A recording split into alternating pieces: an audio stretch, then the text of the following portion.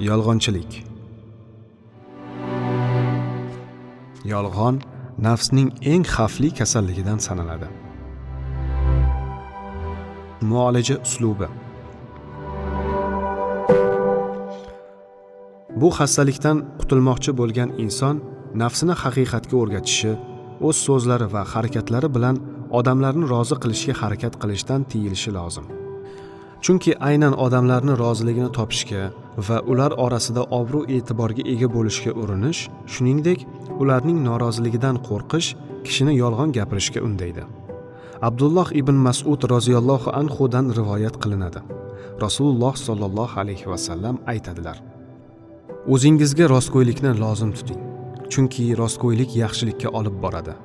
Yaxshilik esa jannatga boshlaydi. Kishi rost gapirib, rostgo'ylikka amal qiladi. Hatto Alloh huzurida siddiq deb yozib qo'yiladi. Yolg'ondan saqlaning, chunki yolg'on gunohga boshlaydi. Gunoh do'zaxga yetaklaydi. Kishi yolg'on gapirib, unga rioya qilishda bardavom bo'ladi. Hatto Alloh huzurida kazzob deb yozib qo'yiladi. Imom Buxoriy rivoyati.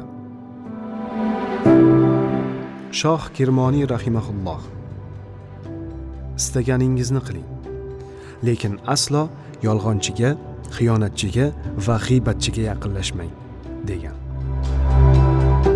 Sahl ibn Abdulloh Tustari rahimahulloh aytadilar: Insonlardagi eng katta karomat bu yomon fe'l-atvorini yaxshisiga o'zgartirishdir.